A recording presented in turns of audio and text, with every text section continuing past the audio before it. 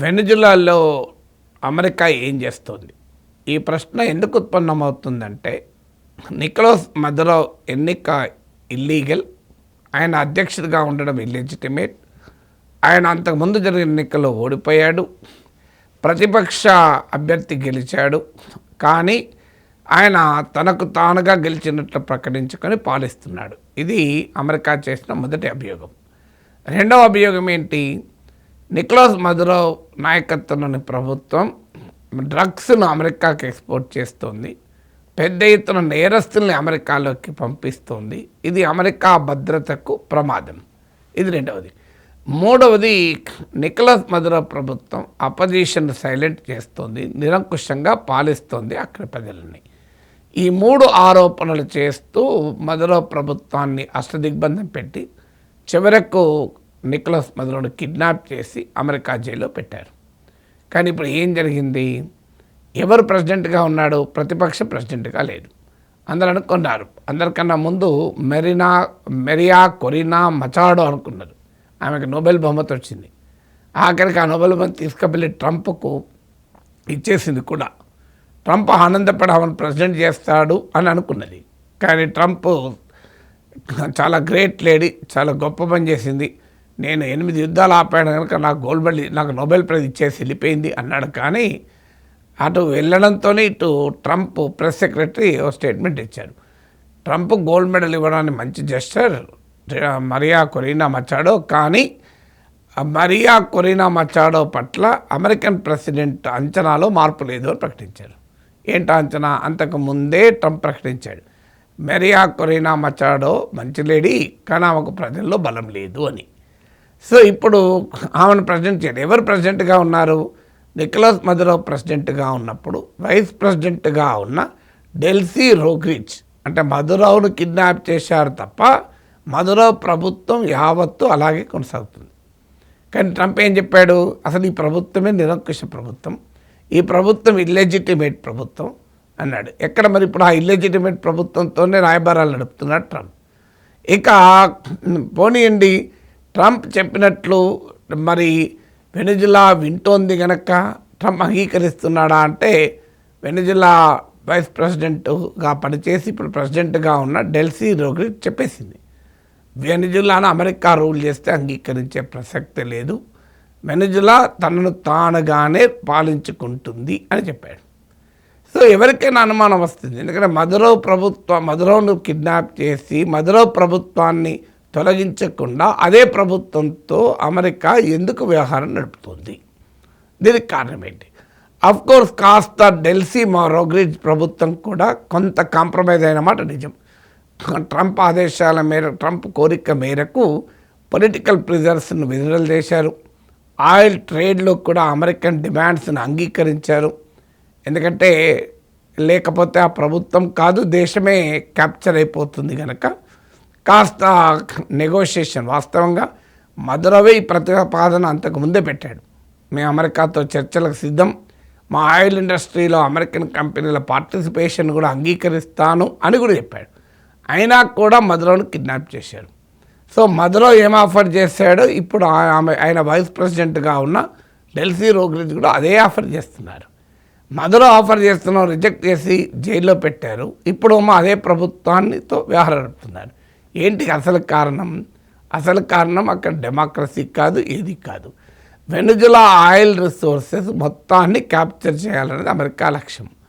మదురోను kidnap చేయడం ద్వారా ప్రపంచానికి ఒక మెసేజ్ ఇవ్వాలి, తాము తలుచుకుంటే ఏమైనా చేస్తామని.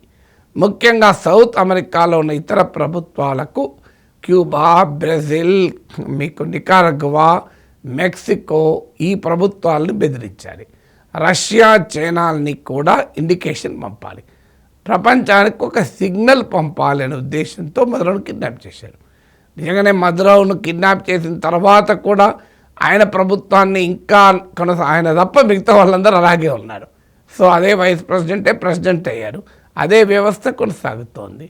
మరి ఇలా ఎందుకు చేస్తున్నారు? ఇదేమి అమాయకంతో చేయడం లేదు అమెరికా వ్యూహం ఏంటంటే, ఒకటి రెజీమ్ చేంజ్, అంటే అక్కడున్న మొత్తం ప్రభుత్వాన్ని మార్చి ప్రతిపక్షాన్ని కనుక కూర్చుండబెడితే ట్రంపే చెప్తున్నట్టు ప్రజల్లో ప్రతిపక్షానికి పలుకుపడలేదు. ట్రంప్ వాస్తవంగా మదురో ఎన్నిక ఇల్లీగల్ అని చెప్తున్నాడు, మదురోకు ప్రజల మద్దతు లేదు అంటున్నాడు. అదే సమయంలో ప్రతిపక్షానికి ప్రజల మద్దతు ఉందని ట్రంప్ నమ్మడం లేదు. అందుకే ఎవరిని ప్రతిపక్షాన్ని కూర్చుండబెట్టే ప్రయత్నమే చేయడం లేదు. అంటే America also knows Maduro is popular, కానీ ఒక అభియోగాన్ని మోపడానికి మదురో ఇల్లెజిటిమేట్ అని చెప్పారు. ఇప్పుడు ప్రతిపక్షాన్ని తమకు అనుకూలమైన ప్రతిపక్షం మరియా కొరీనా మచాడో అయితే మొత్తం వెనెజులా సంపద మొత్తాన్ని అమెరికా చేతిలో పెడతానని ప్రామిస్ చేసింది. అయినా కూడా ట్రంప్ ఆమెకు అధికారాన్ని ఇవ్వడానికి ప్రయత్నం కూడా చేయడం లేదు.